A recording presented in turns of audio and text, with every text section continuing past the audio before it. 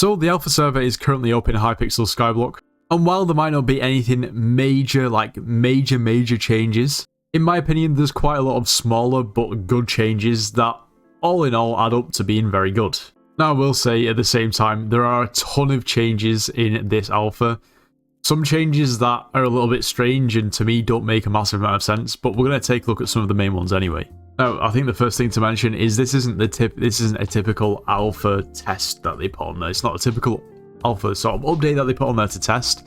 This is a release candidate, which is slightly different. Basically just means that there's no guarantee that this is going to go into the game. It's just kind of to see what people think.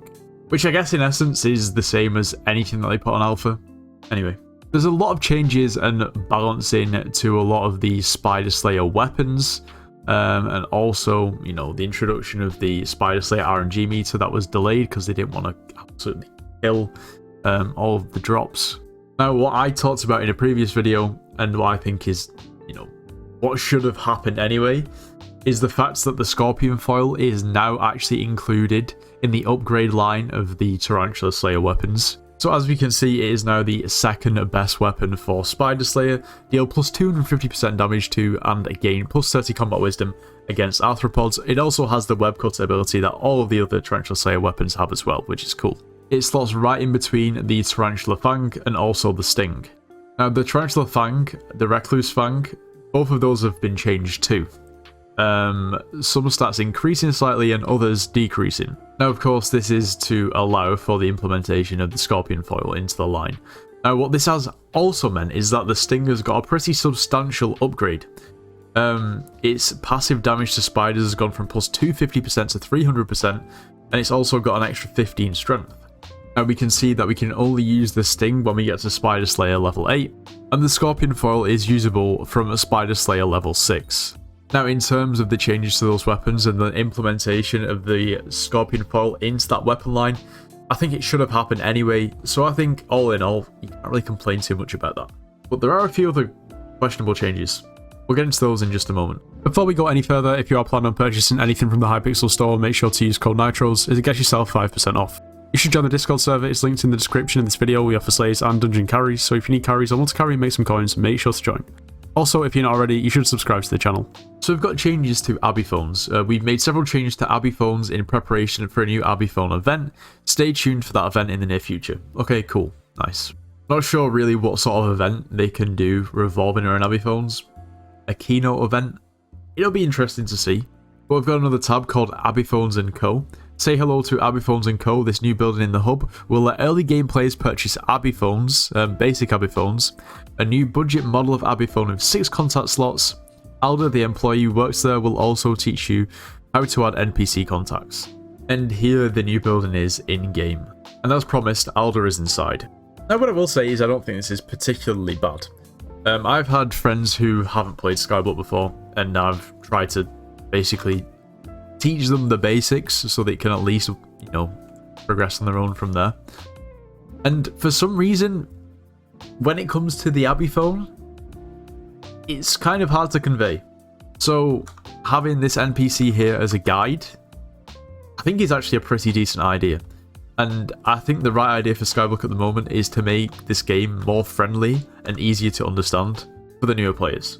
This is the Abiphone basic that was mentioned in the thread, and yeah, as you can see, it only has 6 contacts at base. It means for 100k, pretty much anyone can buy an Abiphone. You know, great quality of life. It means that you don't have to go through the you know, the rigmarole of the Crimson Isles and doing the quest line. It means that the true, really early game players that don't even have the combat level to access the Crimson Isles can actually get an Abiphone. Now, whether that was really necessary because it doesn't take a massive amount of time to get to that point, I guess for the players that have never played the game before, this is a good change. Another new feature, /call. Players with the cookie buff and an Abiphone in their inventory have access to the new /call command. Need to reforge something, use /call blacksmith. Checking what dies are in rotation this year, use /call Vincent. It makes sense, you do /call and the NPC's name. The command works for all NPCs that currently have a contact, so as long as you have them added. You know, I feel like it almost might be longer and more of a pain to do /call and then the contact, rather than just clicking onto your Abiphone and then clicking the contact. I don't know. I guess it maybe is slightly better in terms of quality of life, but I don't think it's really massively that useful. I guess you can set up keybinds to do /call and then someone, so I guess in that sense it could be better. And it looks like there's just been some changes to Abiphones in general as well that don't seem to be massively important. A change with the system of trade-ins and discounts has also been removed by the looks of it. So something else that's also happened is the Skyblock stats menu has been cleaned up a little bit. I think everything is in more of a logical position rather than how it was before. So I don't really see a massive problem with this either. This is just slightly better. Adjusted various items and perks to use the new stat classification system. To cut a long story short, where items or perks say that they buff most stats, it's now just specified a little bit more here on the wiki, or not the wiki but the thread. Yes, we've always wanted axe runes. It's not a bad thing at all. You know, if you want a rune on your axe, I guess happy days now. Reclaim menu, we're introducing a new menu for reclaiming updated items with old data. GG's to Jerry, because Jerry on your island waiting there for you to go to him. I guess he's losing out on a bit of business there. May and Nancy now has a specific skin rather than Cloak Seraphine's skin. A lot of bug fixes too. I did miss a little bit here. That is actually very important. Pretty interesting actually as well. In addition to this reclaim menu, these 6 items are no longer dungeonizable and can now be reclaimed. And one of those being the Primordial. I don't know why I'm saying Primordial. Now, the Primordial is a piece of equipment. It's a belt. And at base, it is pretty good, giving you 15 strength and plus 20% crit damage. Its ability when killing a Slayer boss or Slayer mini-boss have a 10% chance to cocoon them. Cocooned enemies will quickly hatch and can be killed again, which is pretty cool. However, of course, with it being dungeonizable, these stats that it has scale pretty crazily when you look at one that has 5 stars and 5 master stars on it, giving you plus 95 strength and plus 118% crit damage just from your belt, which is kind of mental. Now, what this means is, of course, you'll still be able to reforge it, but you won't be able to dungeonize it if this update rolls out. Meaning that these scalable stats that you're gaining, it's not going to scale in dungeons. Now you might be thinking, well, it's still going to be better than all the other belts because of its base stats. But you've got to remember that all those other belts will also still scale, whereas this one won't. Which is quite the L for the Primordial, not going to lie. It's still going to be expensive and it's still going to be good outside of dungeons. Might not be used as much by people inside of dungeons with it not being dungeonizable.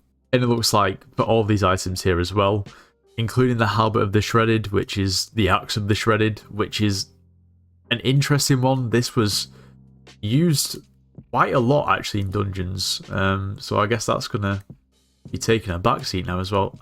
I wonder what the purpose of this actually is. It'd be quite intriguing to know, because I can't think of the top of my head why these wouldn't be dungeonizable anymore. Maybe this was too overpowered. I'm not 100% sure because I don't have it myself. But there is a lot going on this thread. I'll definitely go ahead and leave a link to it in the comments so you can go ahead and check it out for yourself. But anyway, that's going to be all for today's video. Let me know in the comments what you think of these changes. Are they good? Are they bad? Maybe some good and some bad. I don't know. Everyone can make their own mind up. Anyway, if you enjoyed today's video, make sure to leave a like, subscribe if you're new, and I'll see you in the next one.